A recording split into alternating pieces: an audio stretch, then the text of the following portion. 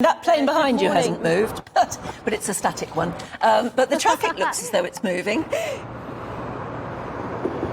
Yes, it is indeed. I've had a look at the departure boards and so far so good. There are no fresh cancellations today, but that's partly because there have been so many cancellations that have been done preemptively. The aviation company Cirium said that about 900 flights were cancelled over the bank holiday weekend from Friday all the way through to Tuesday. That's affecting airports across the country.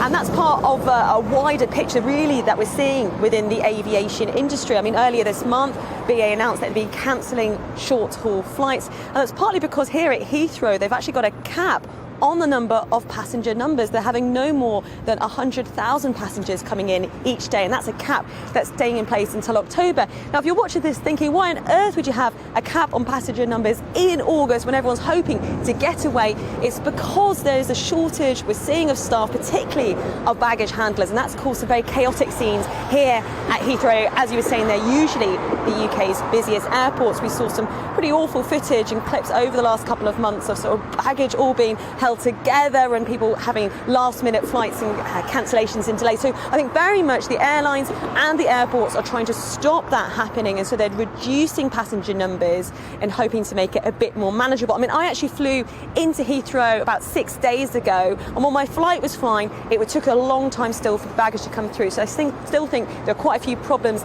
as the aviation industry is trying to get back on its feet after COVID, which of course is very frustrating both for airlines and for passengers. I think a little bit of an indication there of how the airports are trying to reap a little bit of lost revenue. There's a study out by the RAC that are saying 2/3 of airports in the UK have hiked up their dropper fees. So if you're hoping to perhaps take your missus to the airport and wave her off on a weekend away with the girls, you may be charged a little bit more than you were hoping for, which is obviously quite frustrating for a lot of passengers.